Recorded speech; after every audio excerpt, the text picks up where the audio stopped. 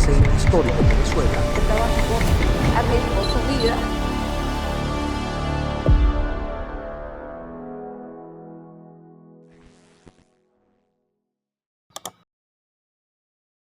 Los testimonios y opiniones emitidos en este espacio representan únicamente el punto de vista de los entrevistados, quienes dan fe de la autenticidad de los hechos. Y llegamos a ustedes gracias a Selex Samsung, Banesco Banco Universal, Banesco siempre contigo, Astrolate de San Moritz, Jetour, conduce tu futuro, Frigilux, te regalamos tiempo, Bios Pharmaceutic, cuidamos tu piel, Breed Veterinary Diet, nutrición que previene, Orca Chemicals, la protección que tus techos y paredes necesitan, Intilac, tu marca confiable de higiene y cuidado íntimo, íntimamente confiable, Blue Medical Pharmaceutical, tu salud es con la cajita azul, Quo Vadis, agencia de viaje y turismo, Latino Life Studio en Miami, tu visión en otro nivel.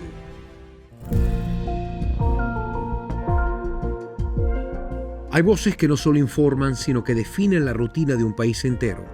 Hoy nos acompaña un hombre que nació en el exilio para luego convertirse en uno de los arquitectos de nuestras mañanas. Desde sus primeros pasos con una máquina de escribir hasta ser cronista de la salsa y el drama que conmovió a un país entero, César Miguel Rondón se siente frente a nosotros para hablarnos de las heridas, de la memoria y de esa Venezuela que, aunque lejos esté, siempre late por dentro.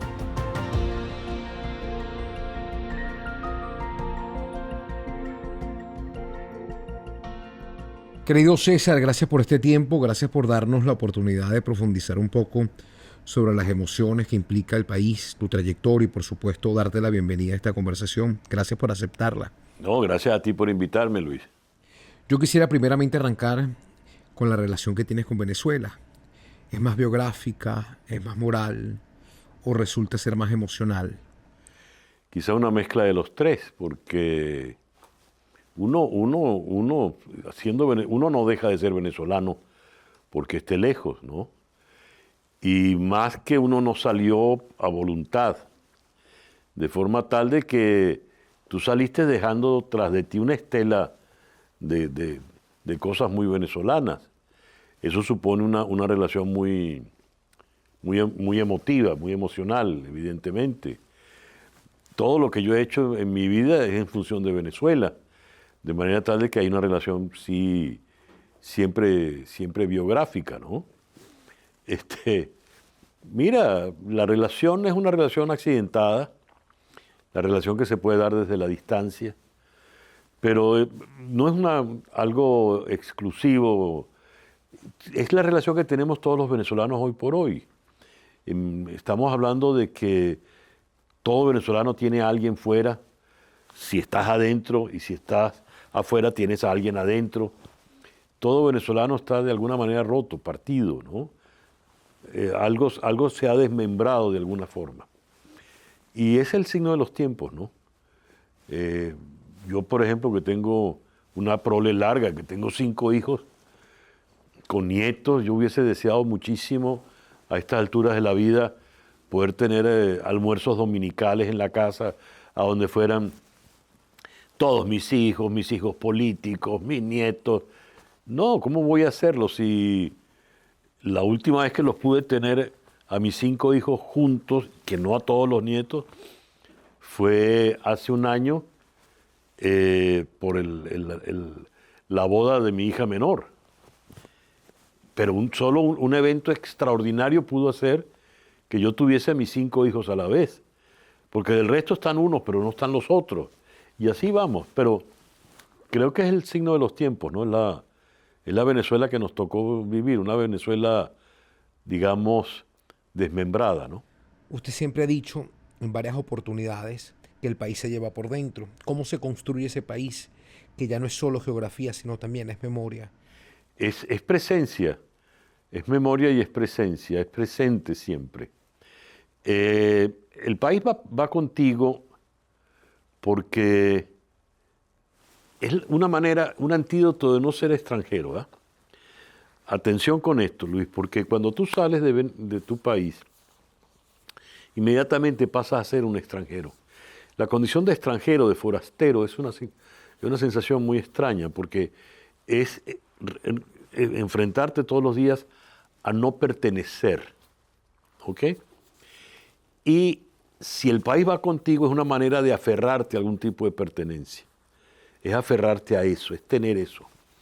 Entonces, claro, por ejemplo, yo vivo en una ciudad como Miami, que tiene una población de 1 millonada de venezolanos, de todas las características, de todas las posibilidades, de todas las formaciones, y siendo esta una ciudad muy particular, porque es una ciudad muy latinoamericana, yo estoy como que viviera en una Caracas chiquita, una Caracas arbitraria, una Caracas extraña, porque tengo cualquier cantidad de amigos aquí, pero amigos desde Caracas, no es que he hecho muchos amigos nuevos acá, pero me pasa algo que le pasa a muchos de los venezolanos con los que tú puedas conversar aquí en Miami. Casi no tenemos amigos locales. Es decir, no hay amigos gringos. Pero no tienes de otras nacionalidades. Bueno, sí, el cubano de la esquina, no sé. Eso es una manera de llevar el país arbitrariamente contigo, porque está dentro de ti lo que son tus memorias, pero están en tu entorno. Soy muy privilegiado en ese sentido, porque si yo estuviese en Dublín, seguramente no tendría esta experiencia. Yo te puedo decir, Luis, aquí yo consigo un queso telita más rico que el que yo comía en Caracas, por ejemplo. ¿Ves? Eso es una cosa extraña, extraordinaria y qué rara, ¿no?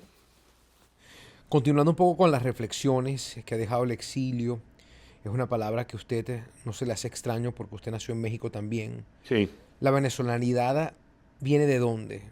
¿O su venezolanidad viene de dónde? ¿De la herencia familiar, de la construcción intelectual o es 100% afectiva? Es mucho la herencia familiar. Yo nací en el exilio porque mis padres estaban exiliados. ¿Cuál era la característica de mi casa? Mis recuerdos son muy pequeños. Yo me fui de México poco después de haber cumplido 4 años, ¿no? Pero el recuerdo que yo tengo de ese México, de esa vida mexicana, era todo el tiempo hablar de Venezuela. Claro, siendo exiliados políticos hablaban de la situación política de Venezuela. Pero era siempre el volver a Venezuela. Cuando volvamos a Venezuela, cuando regresemos a Venezuela. De manera tal de que esa venezolanidad está puesta allí desde ese primer momento. No es solo un asunto de afecto, es un asunto de identidad cultural. Tu manera de comer, tu manera de respirar, tu manera de apreciar emociones, tu manera de ver una película o de oír una canción. Eso te marca y te hace más o menos venezolano. Qué gran paradoja que luego de yo haber sido venezolano, yo viví en 2 oportunidades fuera, pero eran esas razones cuando tú salías por razones de estudio, por cosas muy puntuales y sabías que tenías un regreso previsto. Cuando ya, pues en el ocaso de mi vida, he tenido que salir obligado, el regreso no sé cómo es. Y además de que no es que yo salí de un país, hay un país que salió de sí mismo. La extrañeza que yo puedo tener con relación a Venezuela la tienen muchos venezolanos en Venezuela, porque es que el país no los desbarataron, el país no los cambiaron de una manera radical, de manera tal de que vas a regresar, que es una pregunta muy recurrente. Es una pregunta que no tiene una respuesta clara como si la pudieron tener mis papás en su momento. Porque ¿a cuál Venezuela es la que yo voy a regresar? Con tantos amigos de mi tiempo que tengo aquí en Miami o en los sitios a los que yo puedo viajar, si yo voy a Caracas, ¿con quién me voy a ver? Es una pregunta que tú te haces. Porque Venezuela, y me gusta hablar de Caracas, porque claro que soy venezolano, pero yo en realidad soy caraqueño. Así como el maracucho te va a decir que él es maracucho y el andino te va a decir que es andino. Yo soy caraqueño. Y soy de una parte específica de Caracas, siendo Caracas una ciudad tan grande y tan cosmopolita. Bueno, esa Caracas mía, mi ciudad, está desperdigada por el mundo. Claro, yo vivo en este momento en Miami, puedo vivir en otras ciudades, he vivido en otras, pero mi única ciudad verdadera es Caracas.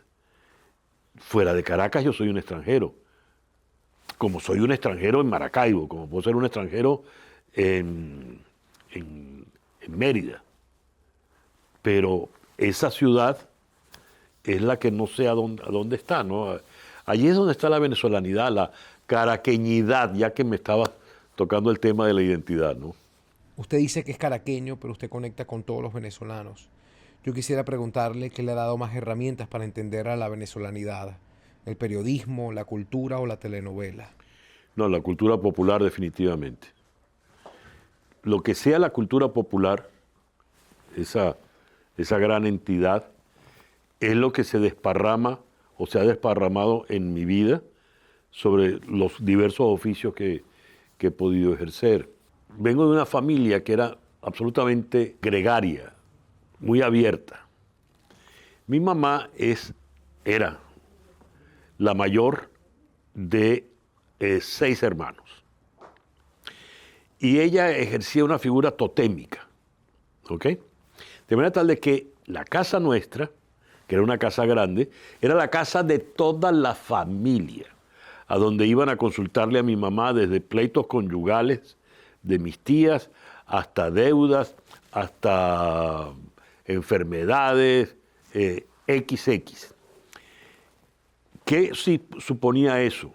Que además, viniendo yo de un hogar de políticos, tanto mi papá como mi mamá, a esa casa iba gente, desde el dirigente político más encumbrado hasta el compañero de partido de, qué sé yo, que venía de Apure y pasaba por la casa. Entonces, allí se va creando una amalgama de personajes, de situaciones que era muy interesante. Yo te quiero contar, por ejemplo, mi primera aproximación al periodismo la tuve a los 7 años. Siendo que mi casa, la casa de mi familia, era esa riqueza humana, yo inventé un periódico que se llamaba La Ratonera. La casa nuestra se llamaba La Rondonera. La Ratonera, yo me sentaba en la máquina de escribir de mi papá, era una Remington que parecía un tanque de guerra, y yo metía ahí un pliego de una hoja tamaño oficio con un papel carbón. Y yo ahí escribía una editorial, entonces la editorial eran dos líneas, noticias, ponía lo que estuviese pasando en algún lado en el mundo, alguna noticia de deportes, y después ponía sociales. ¿Qué era lo que yo hacía? Como yo tenía gente siempre en la casa, ¿verdad? El primo Curita. Curita fue Monseñor Rafael Conde, que terminó siendo obispo de Maracay y de Margarita. Ese era primo de mi mamá. Bueno, yo fui a la ordenación de Conde. Entonces, por ejemplo, todos los que iban, yo sacaba la hoja de La Ratonera y se las alquilaba por una locha. Pero, es decir, alquilaba porque yo te doy el papel, tú me pagabas la locha y al terminar de leer tú me devolvías mi papel. Yo no te devolvía la locha, evidentemente. Pero ¿por qué tenía éxito ese periódico? Porque la sección de sociales, ¿qué decía? Mi tía Josefina se peleó anoche con mi tío Armando. Yo oí cuando se lo estaba contando a mi mamá. La tía Mary se le rompió el vestido en tal lado y no tiene que ir. Total que, por supuesto, era una cosa extraordinaria porque estaban los chismes de la familia. Y entonces mi mamá me reclamó que yo no podía estar poniendo esas cosas allí. Pero mi papá salió en mi defensa y dijo, en esta casa se respeta la libertad de expresión. Desde ese entonces. Ahora puedes tratar las patologías de tu mascota con una nutrición que lo cautiva mientras lo sana. Las fórmulas especializadas de Breed Veterinary Diets apoyan condiciones renales, gastrointestinales, hepáticas, urinarias y alérgicas, pensadas para su bienestar con un delicioso sabor. Breed Veterinary Diet, nutrición que previene. Entiendo un poco que usted entonces Se formó entre la reflexión, la crítica y el periodismo, pero también entendió muy temprano la emoción popular, ¿no? Sí, evidentemente, porque se lo debo mucho a mis papás, de verdad, tanto a mi padre como a mi madre, que eran muy abiertos a todas esas cosas. Y, por ejemplo, yo aprendí a oír música con mi papá. Mi papá era un gran tanguero, ¿no? De esos que se murió diciendo que Gardel cantaba cada día mejor. Y yo de mi papá aprendí que cuando tú te pones a oír música, tú no puedes hablar. Si tú te sientas a oír música, tú oyes la música. Bueno, esa es una manera importante de formarte. Ahí ya tienes una primera formación que te va a servir para oír a Carlos Gardel, a Ismael Rivera y a Beethoven. Es decir, son pequeñas piedras seminales, vamos a decirlo así. Ahora, a mí me ayudó muchísimo mi paso por el Colegio Santiago de León de Caracas y la formación directa que recibí del doctor Vegas, de Rafael Vegas, porque él me enseña, él inventó una clase que se llamaba estudio dirigido. Y te lo pueden decir todos mis compañeros de ese entonces. En la clase de estudio dirigido la daba él personalmente. ¿Y qué era estudio dirigido? Estudio dirigido, Luis, era enseñarte a pensar. Ese era todo el objetivo de eso. Era enseñarte a pensar con rudimentos muy elementales, aprender a preguntar por qué esto, por qué no. Eso para mí fue fundamental. Si todo en la vida tú vas a estar preguntando por qué, y entonces tu mamá te regañaba, te decía, cállese muchacho, entrépito. Bueno, muy bien. ¿Por qué? Porque terminas siendo periodista, tienes un oficio en el cual tú tienes licencia para preguntar por qué, sin ser muchacho entrépito. Y luego me ayudó muchísimo el paso por la Escuela de Filosofía, que para mí fue privilegiadísimo porque yo entro en la escuela de los tempranos 70, una escuela que contaba con el maestro Juan Nuño, Federico Riu, Alberto Rosales, Antonio Pascuali. ¡Wow! Allí estaba la crema innata, Pedro Duno. Fue una cosa extraordinaria. Y Messier y Madame Catrice, caramba, que eran unos helenistas magníficos. Es decir, Julio Pagalo. No, eso fue del por qué, enseñarte a pensar, a luego hacerte de herramientas para reflexionar, pues. Y ese paso por la escuela para mí fue determinante, de verdad, para todo después lo que terminé haciendo, ¿no? Incluidas las telenovelas.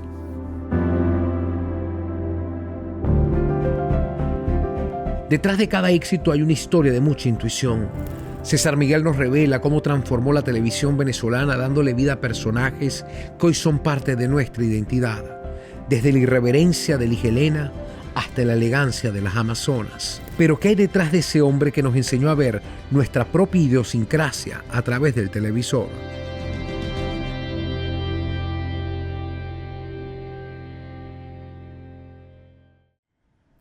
Usted retrató al país con las Amazonas, Caína, Niña Bonita. ¿Qué le dejó esa forma de mirar a Venezuela que quizás no le dio el periodismo? No, esa me dejó una forma muy angustiosa. Yo entré a la televisión por una carambola. Yo no estaba, en mi cabeza no estaba hacer periodismo. Yo he contado la anécdota varias veces, si quieres la repito para ti. Yo venía de vivir en Nueva York, vivía en Nueva York porque mi esposa en ese momento estaba haciendo un posgrado de los que becaba el Gran Mariscal. Fue el periodo en que yo escribí el libro de la salsa, me volví el corresponsal de cuanto medio me pagase, lo cual iba desde el Diario de Caracas, dirigido por Tomás Eloy Martínez, hasta el Latin New York, que dirigía Itzi Sanabria, pasando por Billboard en español, pasando por el Nacional, el Bloque de Armas, en fin. Cuando regreso a Venezuela, yo no he deshecho las maletas todavía, llegamos a casa de mis padres, a La Rondonera, y mi plan era que yo no tenía dónde reportarme, ¿no? Iba, qué sé yo, a tocar las puertas en la radio de nuevo, a ver qué había pasado aquí o allá. Y lo que más serio tenía era el Centro Pellín, donde hacíamos el Boletín Comunicación. Yo soy del equipo fundador del Centro Pellín, junto al padre Rey, Marcelino Bisbal, el padre Aguirre, Martínez Terrero, en fin. Era eso. Esa noche está allí, me van a saludar varios amigos. Uno de ellos es Ibsen Martínez, que escribía en televisión y está escribiendo en Venevisión. Y me cuenta que está todo atormentado porque le pusieron a escribir algo sobre Lila Morillo. Le digo, chico, pero Lila Morillo es el gran símbolo sexy del venezolano. Ella es la gran imagen sexy. Ella es la Marilyn Monroe de los venezolanos. Escaste una historia por allí. ¿Pero qué puede ser? Bueno, pon que alguien popular está enamorado de ella, la idolatra. Un guachimán, chico. Un guachimán tiene su caseta llena de afiches de Lila Morillo. Bueno, así, entre un whisky y otro whisky, termina inventándose un cuento. Ibsen me dice, ¿te importa si yo vengo mañana y me ayudas a escribir una sinopsis? Sí, vale. Yo convencido de que Ibsen era un embarcador, no iba a venir. A las 8 de la mañana mi mamá me despierta y me dice, César, allá abajo está Ibsen. Te voy a hacer el cuento corto, Luis. Bajé a la misma máquina donde yo había escrito La ratonera, escribí una sinopsis. Ibsen me dice, ¿por qué no me acompañas al canal? Bueno, total, yo no tengo nada que hacer, ni siquiera he deshecho maletas. Me voy al canal, llegué al canal a las 11 de la mañana, 10. Conocí a Tabaré Pérez, que terminó siendo mi compadre y mi maestro. Para hacerte el cuento corto, yo llegué a mi casa a la casa de mis padres como a las 11 de la noche. No había teléfonos, celulares, nada de esas cosas, por supuesto. Y Adriana, mi esposa, me mira, ¿qué pasó? ¿Dónde estabas? Yo le digo, mira, no me digas nada, pero yo me abro el saco y saco un papel que está doblado. Ya tú viste cuáles eran mis expectativas laborales en Venezuela, ¿no? Yo cuando eso, ¿qué podría haber ganado? Entre una cosa y otra, 1.500 bolívares, 2.000, que sería una fortuna. Le dije, mira, tú no lo vas a creer, pero yo soy ahora escritor de telenovela, soy ahora escritor de televisión. Este es el contrato que me acaba de firmar el señor Enrique Cuscón Nogués por 15.000 bolívares mensuales. Yo no había deshecho las maletas, Luis.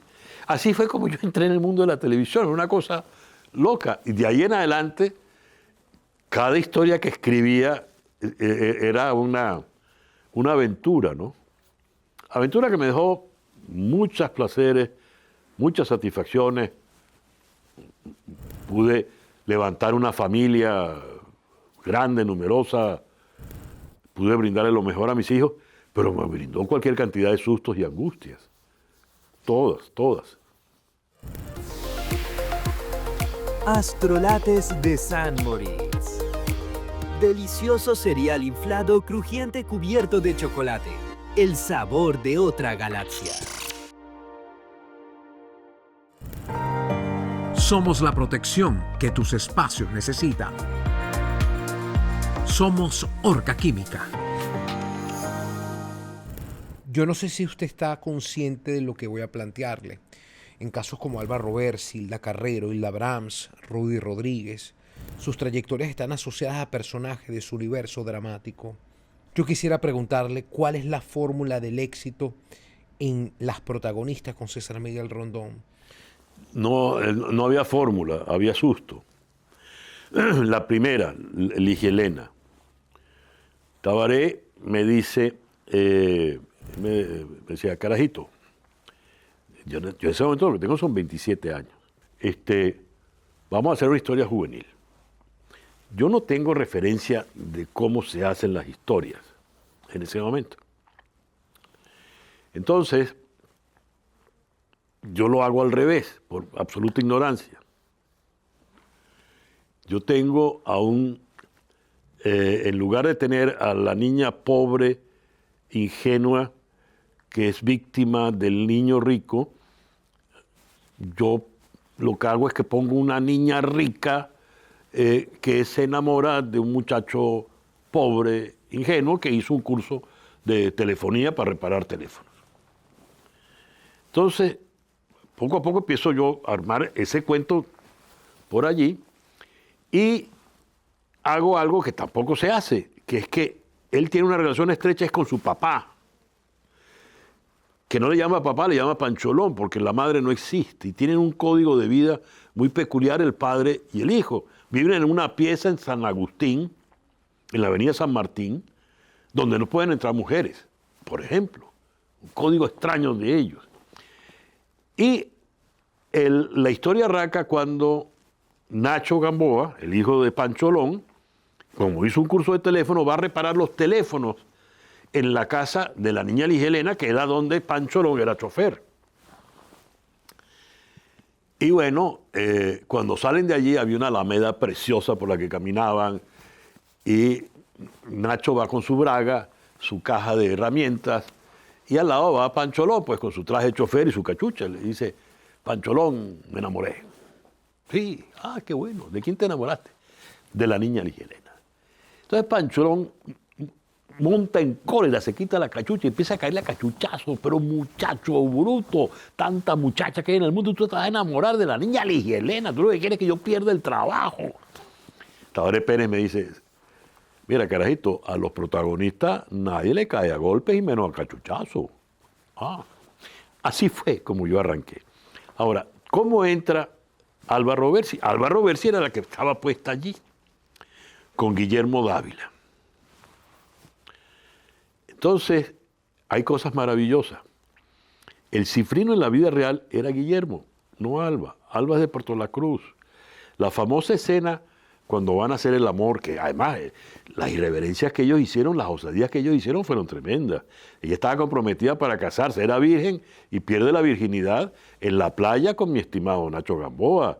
Y después se van a comer el rey del pescado frito. Nacho saca el ojo del pescado y Ligia Elena, que era toda cifrina, hace un gesto de asco. Bueno, el que tenía asco era Guillermo, mano, porque Alba comía ojo de pescado. Ahí juego con una perinola con todos los elementos simbológicos, fálico, el falo, el hueco. Se supone que Nacho la enseña a ella a jugar perinola. Alba jugaba perinola, Luis, como no tienes idea. Y entonces tuvo que hacer un alarde para ser torpe. Y Guillermo era el que no encajaba nada. Pero entonces cuando estamos aproximándonos a construir el personaje, venimos y por alguna razón, Luisa Marcano, la jefa de maquillaje en Venevisión, le hace ese peinado, esa permanente de bucle, y ya allí Alba se transformó. La sonrisa se le cambió por completo. Y entonces Ligia Elena se apoderó, lo que fuese Ligia Elena hasta ese momento, se apoderó de Alba Roversi de una manera preciosa. Y yo entendí allí cómo era que se podía escribir un personaje y darle una vida especial a través de esa magia extraordinaria, de ese fuego único que tiene el actor, solo el actor. Por eso la relación entre el escritor y el actor no es cómoda, porque a ti se te ocurren las cosas, pero el actor es el que las lleva. A mí me pasó algo increíble con Nacho. Guillermo Dávila, que es todo despelotado, era muy serio. Guillermo memorizaba perfectamente el papel, él no morcillaba. Morcillar es cuando el actor inventa diálogos. Bueno, el personaje de Nacho era un personaje muy extrovertido, era atolondrado y hablaba mucho. Él, para decir un argumento muy breve, él decía un montón de cosas. Bueno, Guillermo las decía todas. Él respetó perfectamente todos los diálogos. Todas las mujeres, todas las niñas de la sociedad y de la no sociedad, todas las niñas de Venezuela se enamoraron de Guillermo Dávila, de Nacho Gamboa. Y era yo el que le escribía. Todas las cosas que decían, ay, tan bello, eran mías. Chico, yo no veía a nadie. Nadie se enamoró de mí, nadie tocaba. Pero eran cosas muy bonitas. En ese momento nadie me conocía de ninguna manera.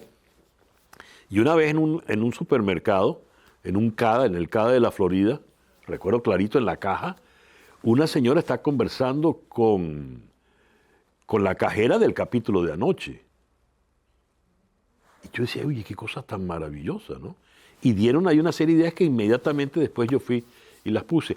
Ese ejemplo con Alba, que fue el primer personaje, después pude trabajarlo a otro nivel con Hilda Carrero, y que en el caso de Hilda yo tenía mucho más susto, estaba más obligado porque en definitiva Ligia Elena era una novela juvenil, pero Las Amazonas era una novela adulta.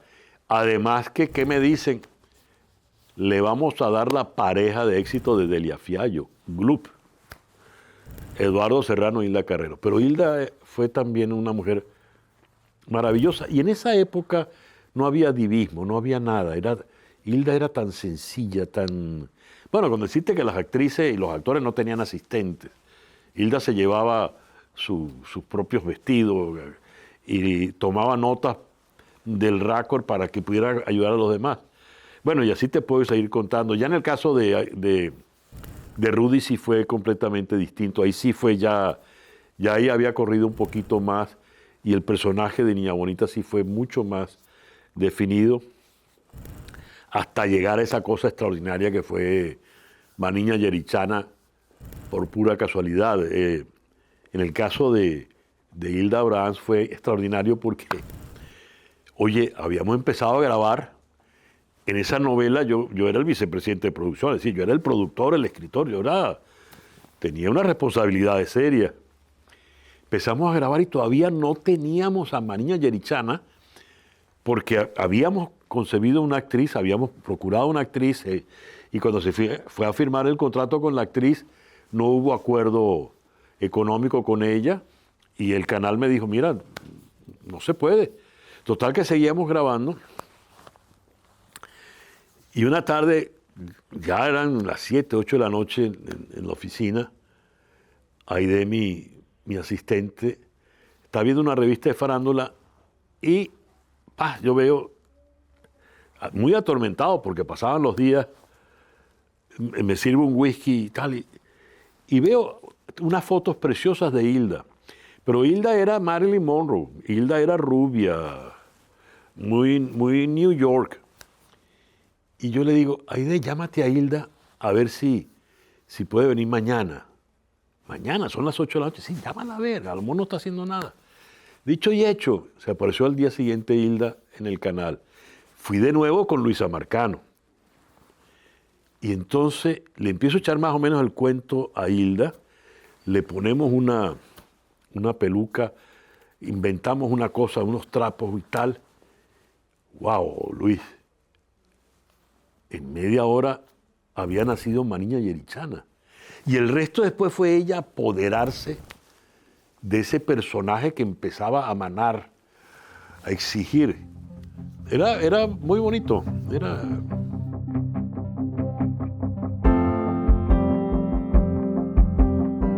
La radio no es solo refugio, es un acto de desnudez absoluta. Para César Miguel, sus mañanas no eran solo programas de noticias.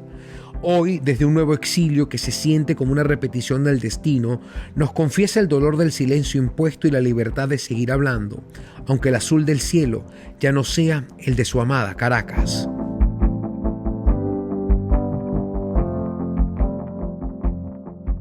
Usted ordenaba emocionalmente al venezolano a través de la radio. También los informaba, ¿no? ¿Cómo ve el foco que le daba la radio, esa responsabilidad que le dio la gente? La radio en la mañana, sobre todo cuando la hacíamos allí, tenía una relación muy íntima. Yo he hecho prensa, he hecho televisión, he hecho cine, pero la radio es el medio. Por una razón muy sencilla, porque la radio es intimidad.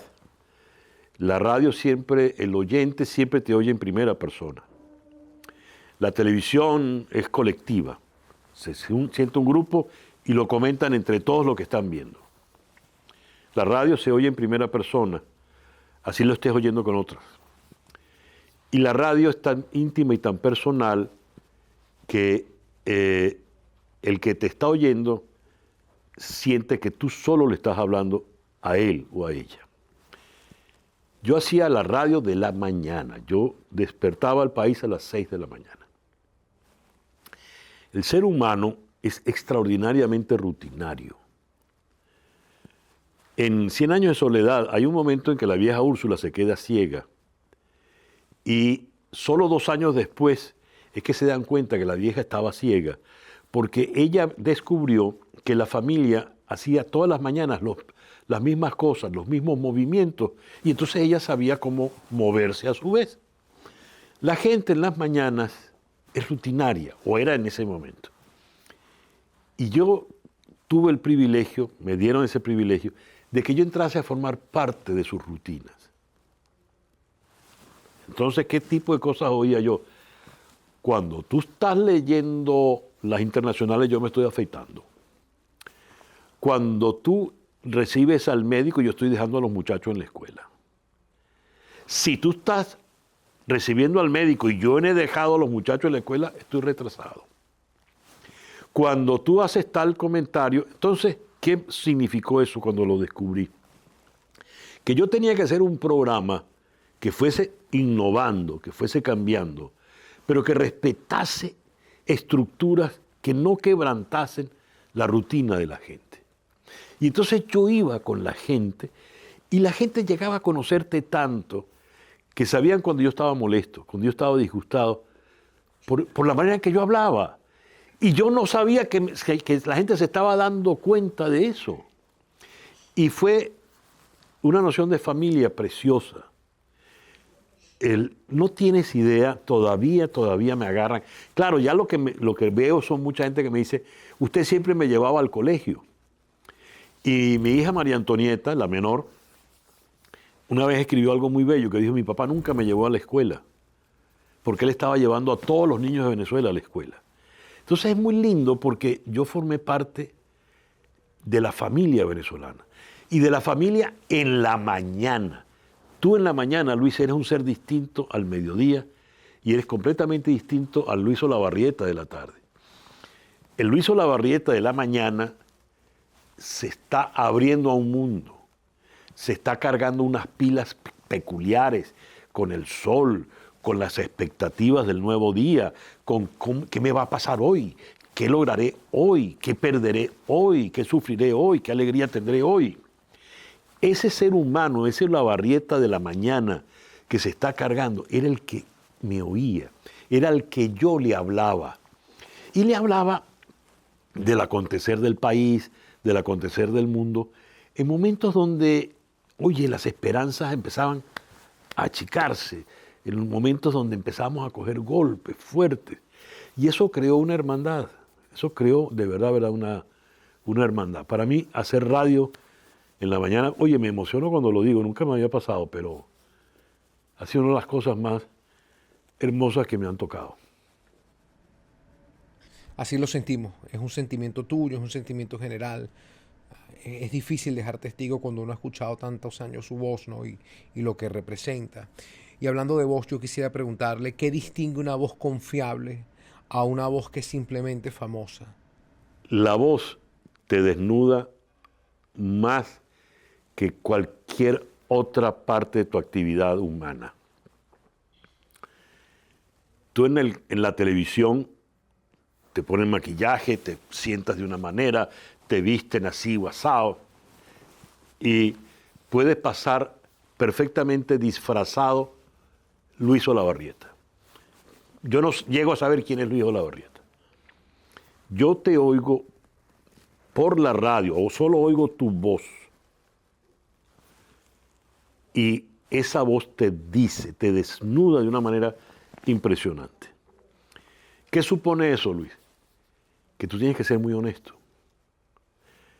Si yo llego, hola, queridos amigos, oye, ya, ay, ese señor no te decía yo que la gente se notaba cuando yo estaba molesto. cuando algo no me había gustado. Y yo pensé que estaba todo el tiempo ecuánime. No, la voz te desnuda, la voz te dice. De manera tal de que la gente sabe qué es lo que tú estás recibiendo. Clave fundamental en un medio tan revelador como lo es la radio, respetar al oyente. Respetarlo. Si tú lo respetas, el oyente se va a sentir respetado y por lo tanto te va a pagar igual, te va a respetar igual. No le trampees, no le trampees. Si las cosas no van, la voz dice, tú no eres la voz, tú eres el medio que está diciendo una serie de cosas.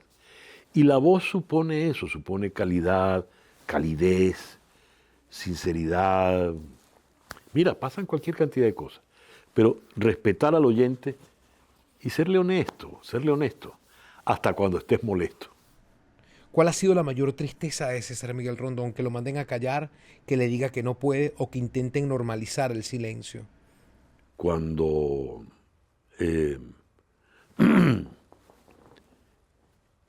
la noticia era Juan Guaidó, 24 de enero del 2019. Se acababa de juramentar, arbitraria o no arbitraria, pero en todo caso, él es la noticia. Y está claro que yo no puedo mencionar a Juan Guaidó. No puedo hablar de eso. Bueno, después de toda una vida en una radio que es mi casa, ¿verdad? Porque yo viví ahí momentos extraordinarios. Y dije, bueno, entonces no puedo. Pues. Gracias por todo, pero no puedo. Ese día fue mi último programa y Flor Alicia dijo, pero vamos a entrevistarlo en Instagram. Y entonces hicimos una transmisión en la red. Yo estaba tan perdido, Luis, que yo no sabía qué decir. Amigos radioescuchas, amigos televidentes, ¿estamos en el aire? No estamos en el aire. ¿En qué estamos? Es una locura. Ese quizá el momento más extraño, porque era una despedida. Claro, al entender que ahí había ese límite, pues, con todo el afecto y el respeto a todos ellos. Te estoy hablando de gente que tú conoces y que yo quiero y respeto entrañablemente.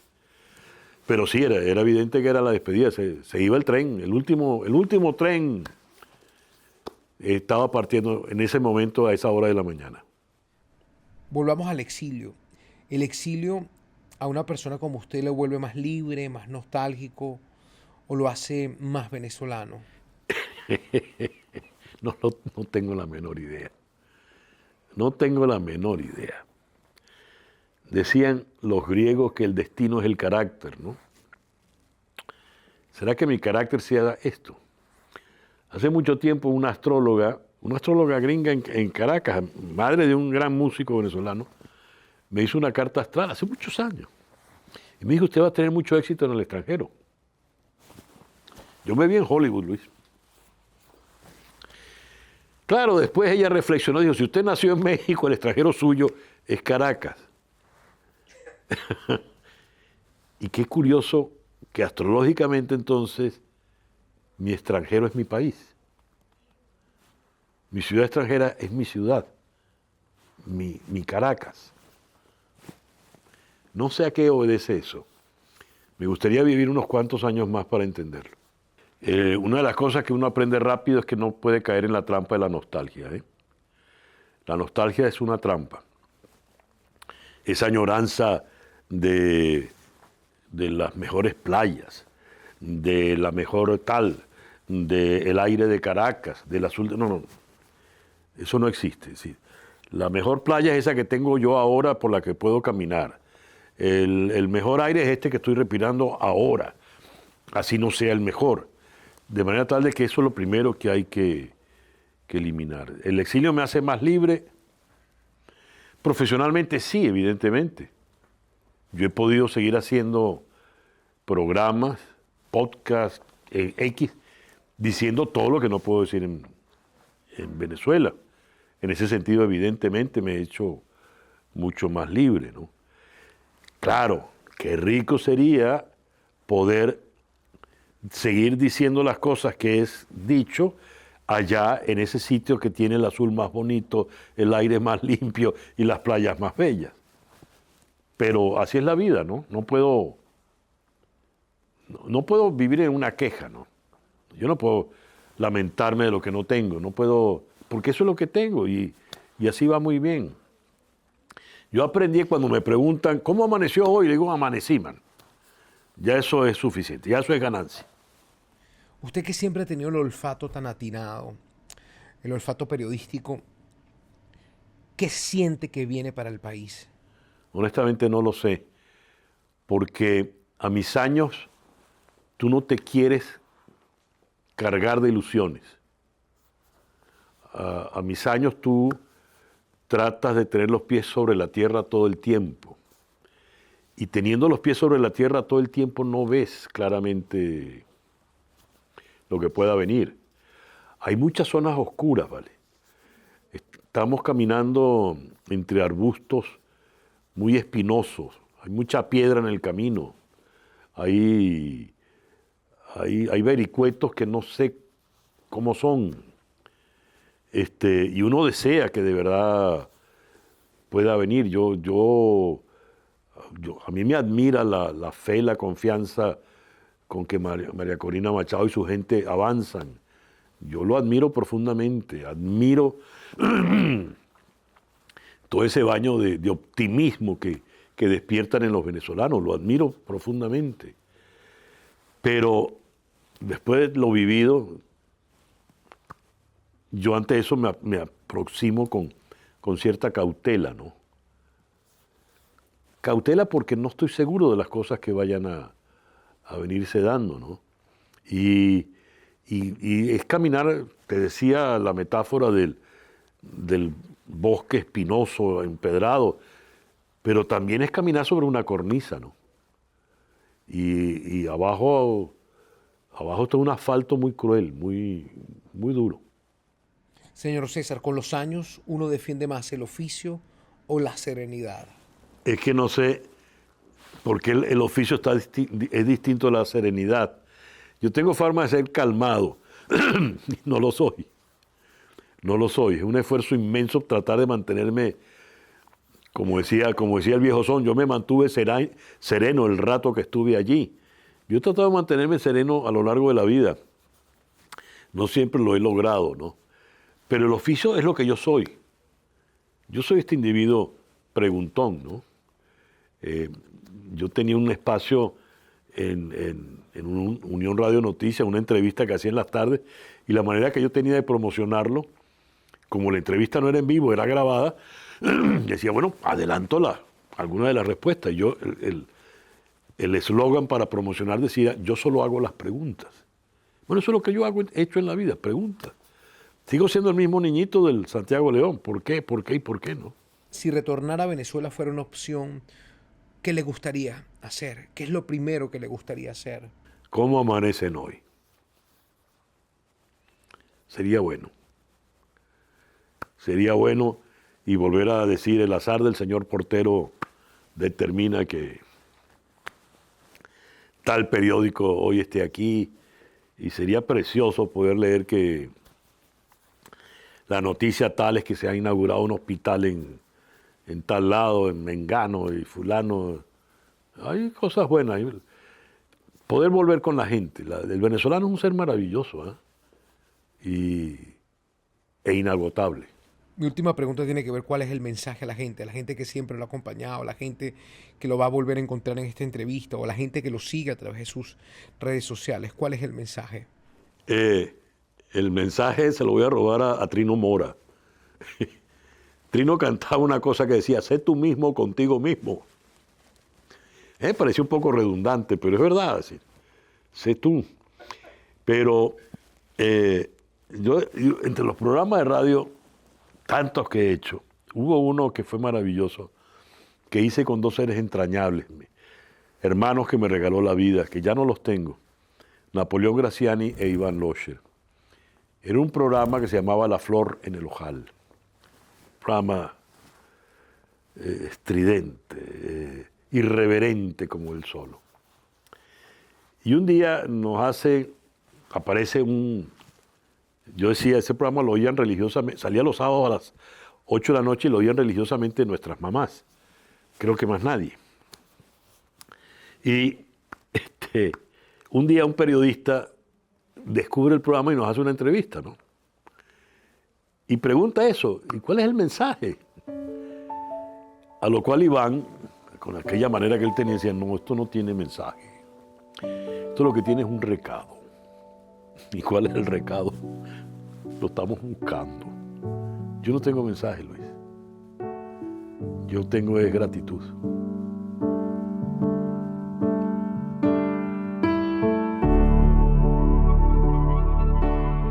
Al final del camino, cuando las palabras ya han sido dichas y las historias contadas, lo que queda no es un mensaje, sino un recado de vida.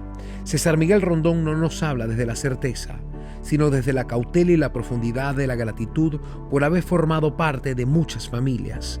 Es la reflexión de un hombre que, a pesar de las sombras, sigue apostando por ese venezolano inagotable. Gracias por acompañarnos en este viaje al corazón de la memoria.